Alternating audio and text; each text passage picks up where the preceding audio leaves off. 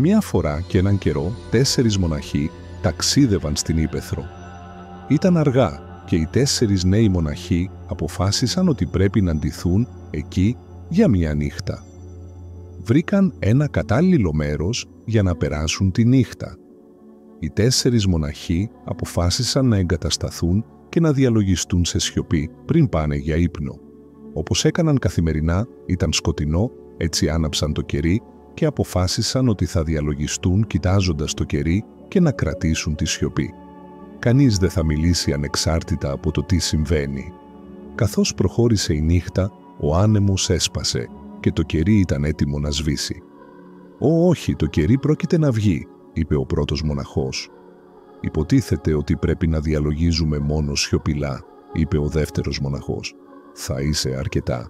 Και οι 2 έχετε επίσης σπάσει τη σιωπή σας», είπε ο τρίτος μοναχός. Ακριβώς τότε ο 4ος μοναχός είπε «Χαχαχα, είμαι ο μόνος που δεν μίλησε. Τώρα αν παρατηρήσουμε, θα διαπιστώσουμε ότι κάθε μοναχός έσπασε τη σιωπή για διαφορετικό λόγο.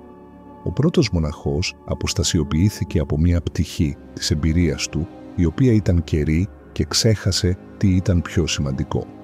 Ο δεύτερος μοναχός ανησυχούσε περισσότερο για τους άλλους μετά από τους κανόνες. Στη συνέχεια, στην πραγματικότητα, ασκεί τον εαυτό του. Ο τρίτος μοναχός άφησε τον θυμό του προς τους 2 πρώτους μοναχούς που τον επηρεάζουν. Και ο 4ος μοναχός έχασε το δρόμο του λόγω υπερηφάνειας. Και οι 4 μοναχοί συνέχισαν να δίνουν προσοχή στο λάθος του άλλου, αλλά ξέχασαν ότι ο καθένας από αυτούς κάνει επίσης λάθος. Και το γεγονός είναι εκεί, οι περισσότεροι από τους ανθρώπους στον κόσμο δίνουν προσοχή στα λάθη των άλλων.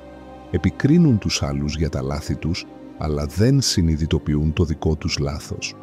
Αυτοί οι άνθρωποι πρέπει να θυμούνται ότι όταν δείχνουν ένα δάχτυλο σε κάποιον άλλο, 3 δάχτυλα δείχνουν προς την πλευρά τους. Εάν επικεντρωθούμε στα δικά μας λάθη και προσπαθούμε να τα διορθώσουμε αντί να βρούμε ψευδείς άλλους, τότε θα σωθούμε από πολλές διαμάχες και προβλήματα.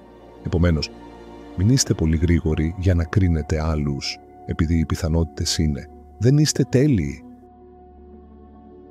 Λοιπόν, αυτό είναι για σήμερα.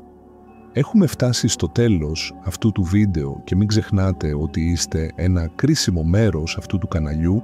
Μη διστάσετε να μοιραστείτε τις σκέψεις σας στο τμήμα σχολείων. Εάν δεν είστε βέβαιοι τι να σχολιάσετε, απλά πληκτρολογήστε 100.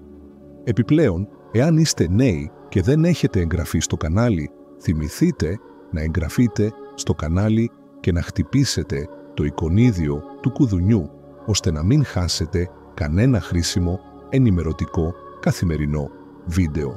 Σας ευχαριστούμε που παρακολουθήσατε.